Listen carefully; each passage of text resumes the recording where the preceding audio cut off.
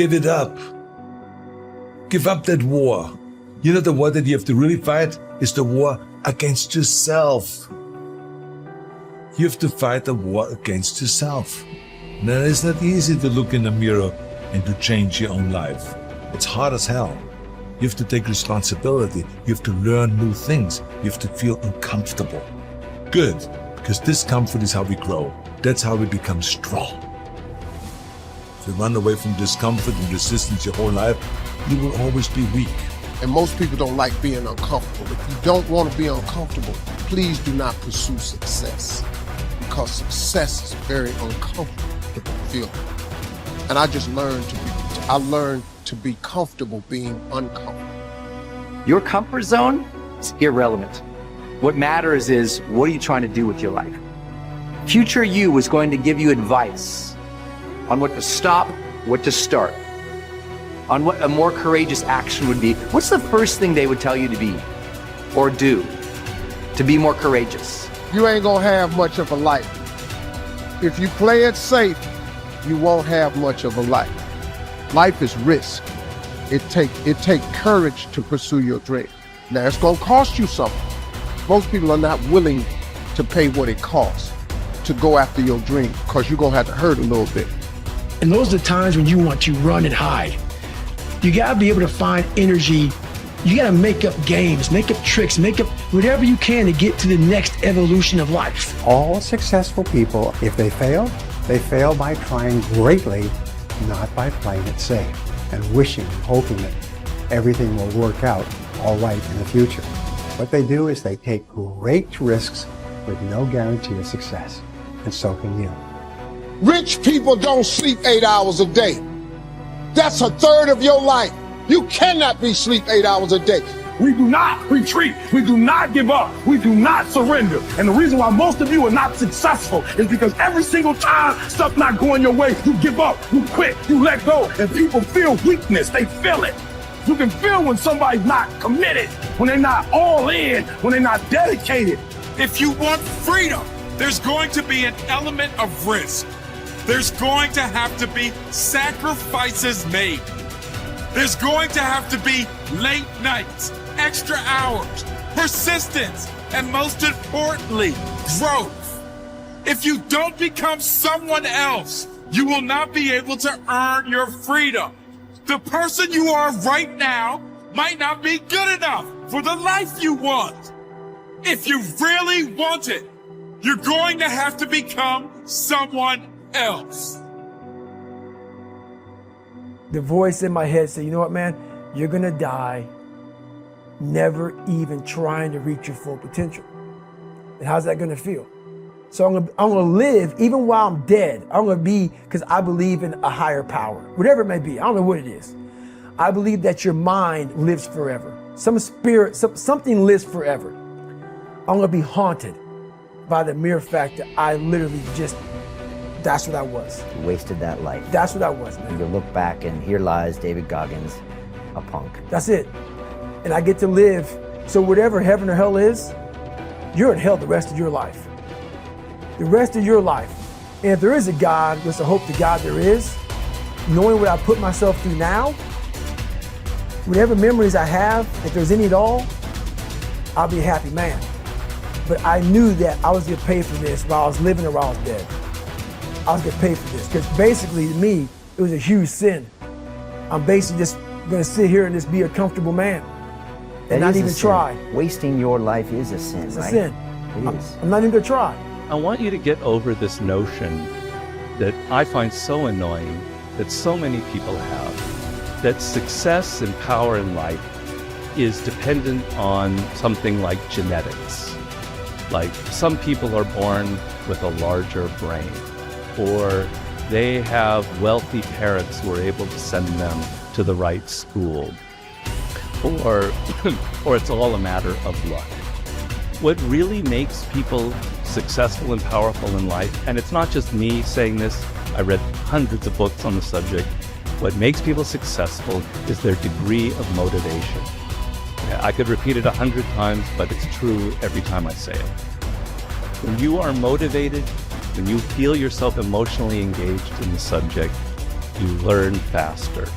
You learn what it takes somebody 10 years to learn, you can learn in 2 years.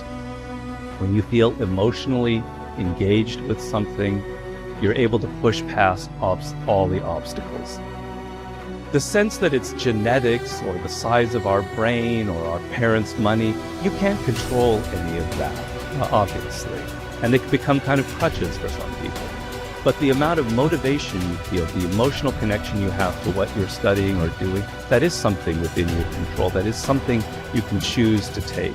And it is, you're going to find people giving you all kinds of great advice about your careers, about where you should go, you know, your MBA, etc. But if there's one piece of advice that I think is more important than that, it is this idea of following these natural inclinations and creating your own career path and finding a way to engage the deepest motivating parts of your psyche. Unhappiness is simply the lack of progress toward a preset goal. If you're not making progress, see, that's when unhappiness sets in. But here's where happiness begins. Making progressive progress. You don't have to arrive all at once. You don't have to have it immediately.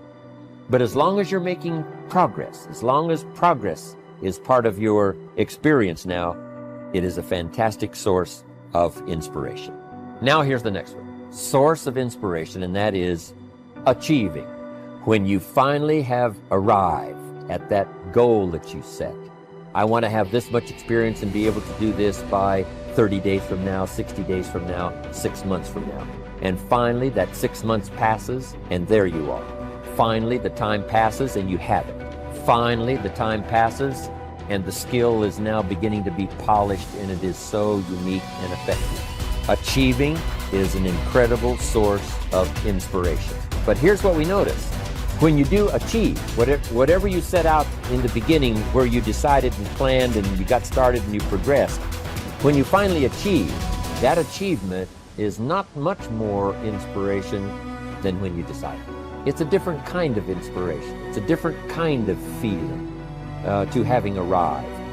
Knowing that you've got many other objectives to accomplish, many other places you want to go, things you want to do, the person you want to become. But at least I've got this one. You know, I've done this one. As the saying on the wall of the inner city school reads, God don't make no junk. Each person is capable of achieving excellence in some way, in some area. You have within you, right now, the ability to function at genius or exceptional levels in at least one, and perhaps several different intelligences. Your job is to find out what it could be for you.